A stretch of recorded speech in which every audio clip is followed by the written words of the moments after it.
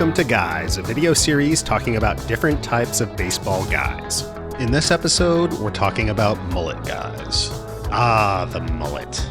AKA hockey hair, business in the front, party in the back, the Kentucky waterfall, or I also remember it being referred to in the 90s as the schlong, or short long.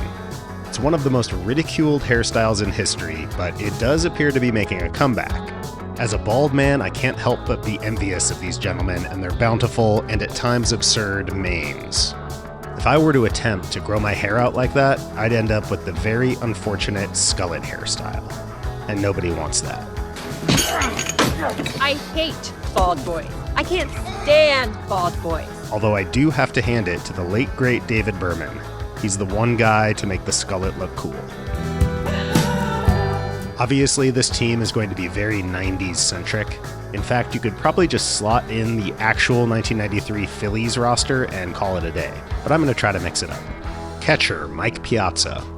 Piazza might be the only guy on this team that could also go on the Frosted Tip Guys team. He ran the gamut of horrible 90s trends. First base, Don Mattingly.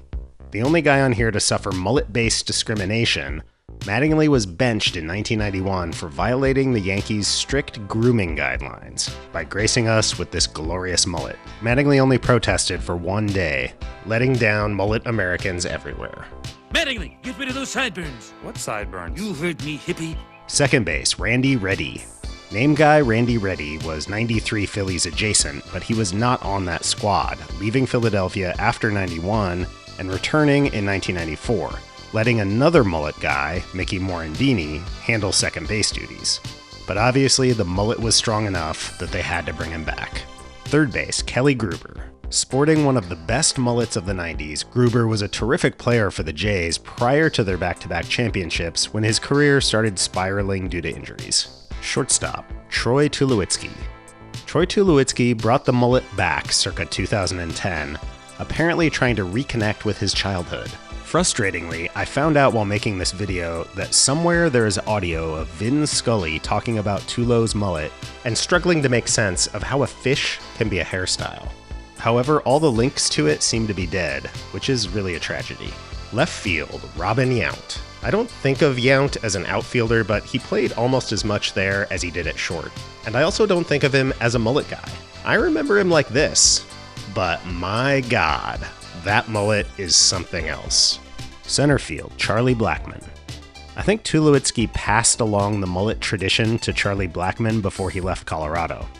Or maybe it was a curse he passed along. It's no coincidence that Blackmon looked like this in 2015 when Tulowitzki was on the team, and after Tulo was traded to Toronto, suddenly, mullet. Right field, Jose Canseco. Maybe we call this one the Cuban Cascade. Canseco was a ride-or-die mullet guy who wore the hairstyle from his Bash Brother Oakland heyday all the way to his final years in the early aughts. DH. For the DH, I'd like to create a special carve-out here for the Blake Street Bombers. Dante Bichette, Larry Walker, Vinny Castilla, and Andres, what are you doing, my man? Get with it, buddy. But 3 out of the 4 Bombers ain't bad, especially when all 3 had such wonderful mullets. Rotation, Randy Johnson. The big unit had a majestic schlong, one of the best mullets in baseball history, and it made Randy look like the biggest redneck to ever play professional baseball, even though he hailed from Walnut Creek, California. Johnson's sort of like the baseball version of John Fogerty, who was born on the bayou of Berkeley, California. Pedro Martinez. I have to admit, I had forgotten about Pedro's Montreal mullet days at the start of his career. Just phenomenal, like this rotation's gonna be. Curt Schilling.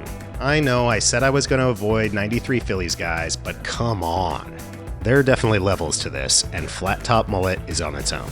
Doug Drabek. That's 4 Cy Young winners on this rotation, although Drabek is not exactly in the same class as those first 3. There aren't a whole lot of pictures with Drabek without his hat, but yes, okay, mullet confirmed.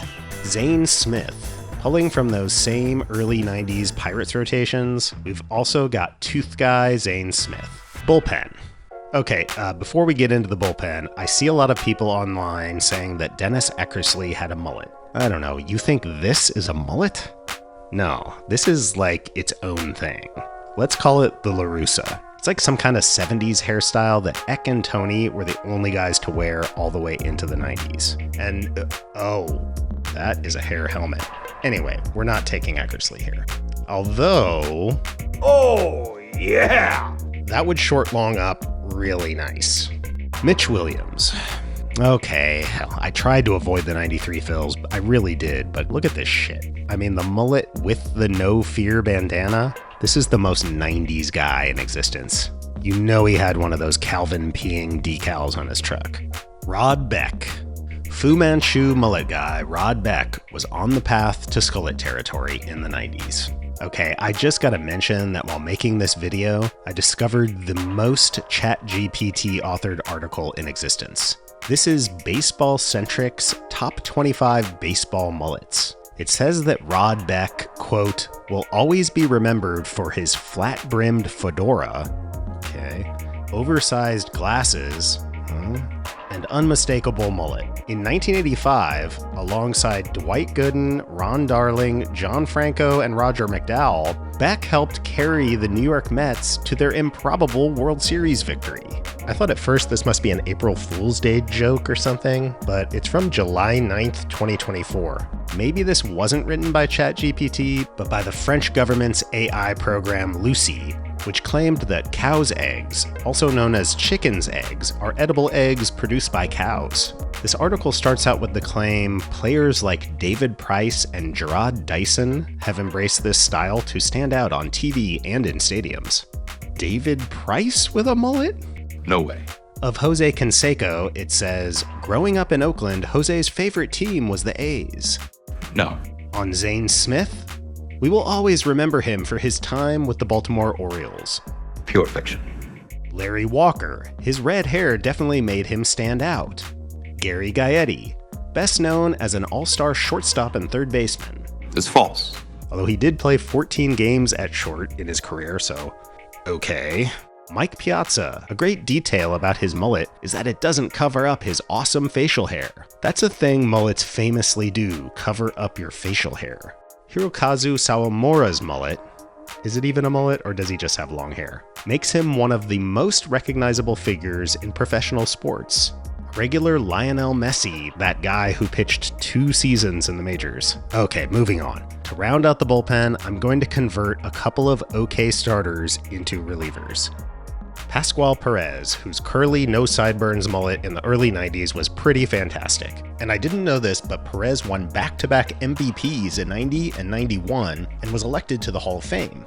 We made this one up. And Chris Paddock, a contemporary mullet guy who is the guy currently leaning into the mullet lifestyle the hardest.